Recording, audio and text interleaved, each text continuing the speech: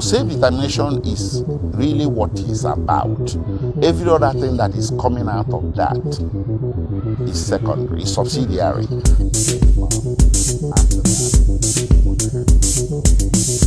A lot of people are calling it an arrest, but it's not. Actually, in the eyes of the law, not only international law, but even Nigeria's municipal laws, it's an abduction. Because he was seized. The act of taking him, the physical act of taking him did not satisfy the elements of an arrest. He was abducted forcibly without due process of law and ultimately transferred to Nigeria in circumstances that are known in international law as extraordinary rendition. So that really is what we should pivot on and look at the consequences of such action. Because when you call it an arrest, you sort of give it a modicum of legality, which this one doesn't have. So for that reason, we have seen enough cause, enough grounds to challenge what happened and use it to interrogate the question, the jurisdiction of the territory of Nigeria to put him to trial. Because extraordinary rendition is unarguably, universally agreed to be a crime by the state. Even though the state is beyond the physical punishment for a crime, there are other ways you can exact a retribution against a state that engages in such act of criminality.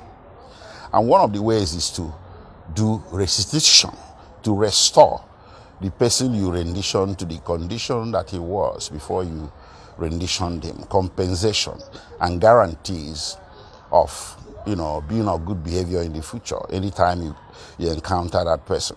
These things are provided for clearly in a lot of provisions of international law and treaties, protocols, conventions to which Nigeria and Kenya are subject.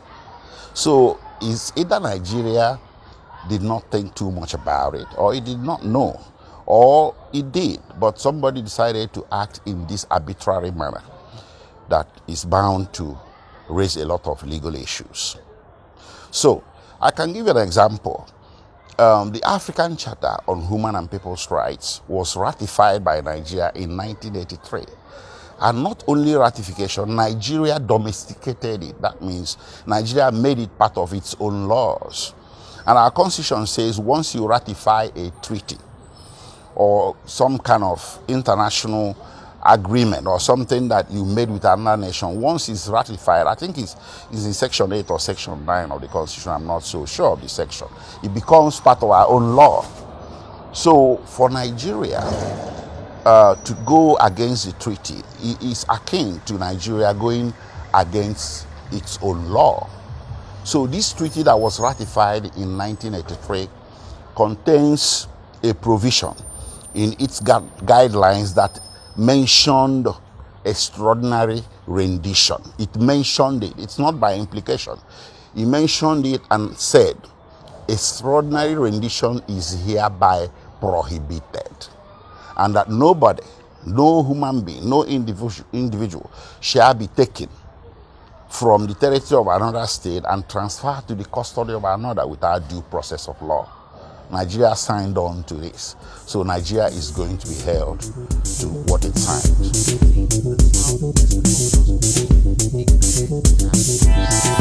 Well, yes, that's what they said, that's the accusation. Because I think it was to give a little more legality or justification to the manner of the taking, the manner of the abduction. But see, the treaty or the charter that I just referred to covered that in expectation that state parties to the charter would hide under the excuse of international pursuit of terrorists to commit renditions, to commit forcible transfer or taking of suspects.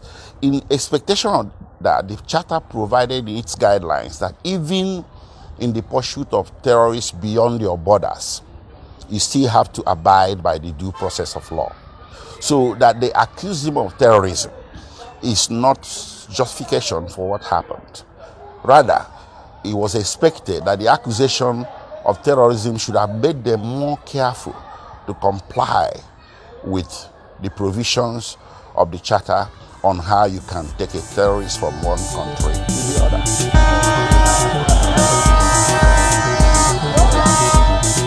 Well, my brief as counsel is to talk on the legalities.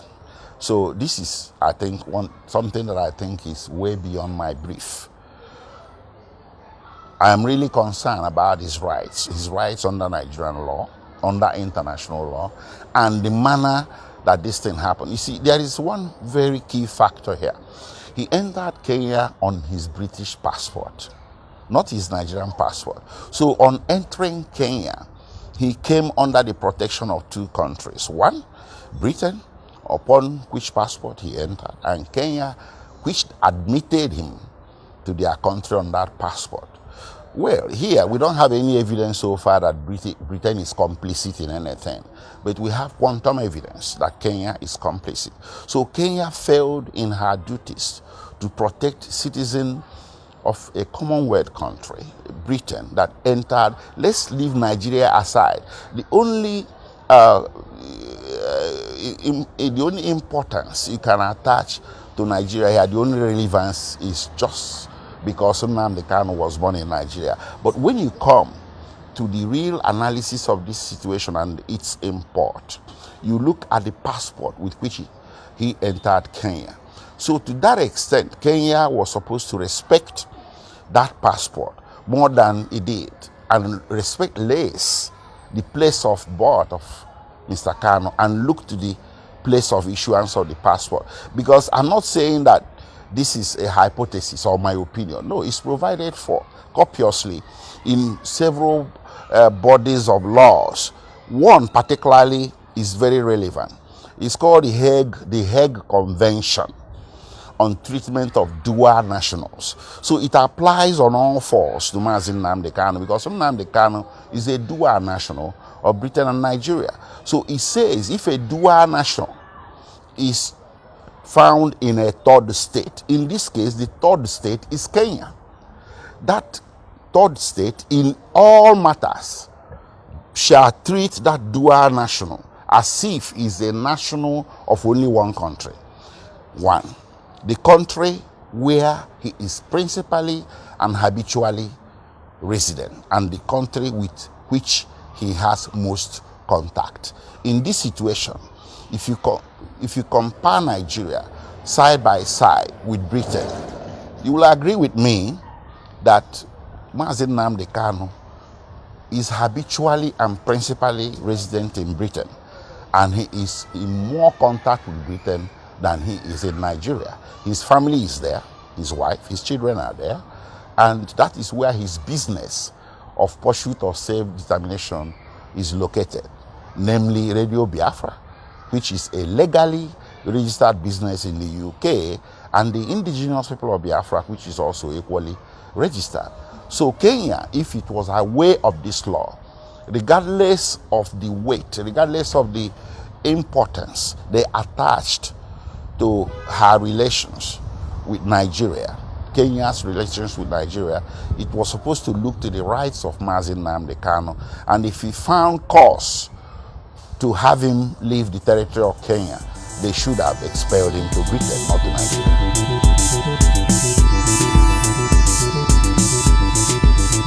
Well, this is really what came from him. So he's very credible, and his account of it was very vivid. It's something that is not supposed to happen. Under international law, extraordinary rendition itself is by implication an act of torture, because you took a person and pretended to arrest him without due process of law. But then they took it ahead to the next level of physical torture, physical and mental. It was quite grievous. It was something that when he was describing it to me, it really shook me up, and it got me thinking that how could man be so cruel and wicked to another man like this? Just for what reason would any group of persons that felt that they belong to constituted authority, or they are from constituted authority, subject somebody to such cruel and extreme degree of torture.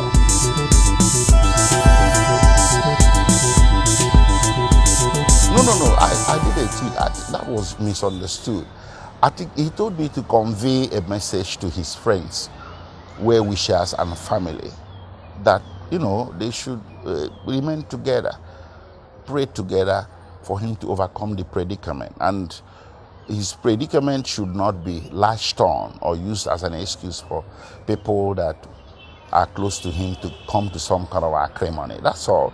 I think someone may have misunderstood that somewhere.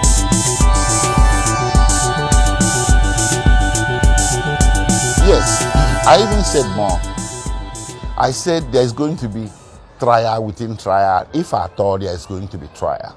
This is a very important question, because some of my colleagues who are lawyers really didn't understand what I meant. Because when you say trial within the Nigerian jurisprudence, every lawyer's mind will go to the law of evidence that says that when you exact confession from a suspect through an act of torture, before you come to trying that suspect, the court must conduct trial within trial of how you got that evidence. If the suspect makes an allegation that the confession was through torture, that's not what I meant.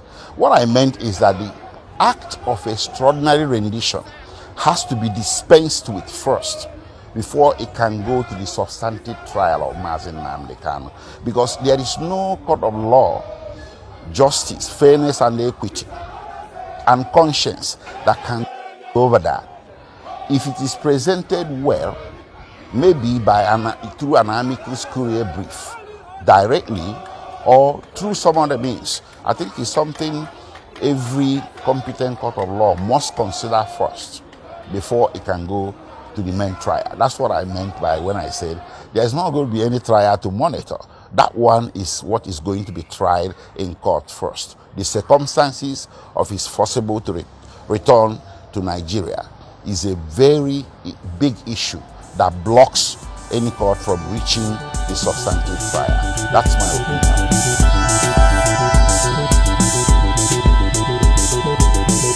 He's presumed innocent until proven guilty. That's what the Constitution says. So the federal government is making assertions, allegations of certain acts of criminality against him. It's up to the federal government to prove that in court when time comes. And then that is when Nnamdi Kanu will now mount his defense.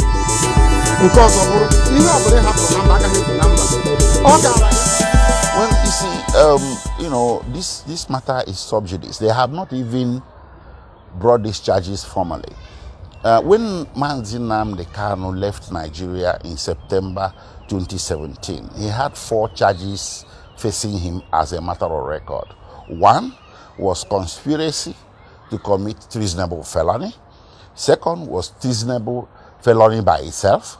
Second one was defamation of the president of Nigeria. And the fourth one was illegal importation of goods. As far as we are concerned, as a defense team, those are the charges that are pending. The federal government has not brought any new charges to encapsulate, to capture this terrorism and all these things more that you see them talking about in the press. My colleague, Barrister Ejiofor, who is leading the defense in that very treasonable felony matter, would tell us, I'll be with him, whether the charges have been amended or not. But until those charges are amended, it's only these 4 charges that we are aware of for now.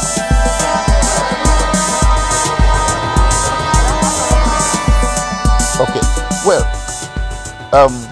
there's a law in Nigeria that you will find at Cap A9, Laws of Federation of Nigeria. If you go to Article 20 of that law, it says every people shall have the right to self-determination. Nnamdi Kanu is taking advantage of that law to express his wish for self-determination. The law is not necessarily unique to Nigeria. the law is actually a universal law, so it was up to many different nations to adopt it, and Nigeria did. So self-determination is really what it's about. Every other thing that is coming out of that is secondary, is subsidiary to the main issue. The main issue is self-determination, and it's not a crime within the laws of Federation of Nigeria.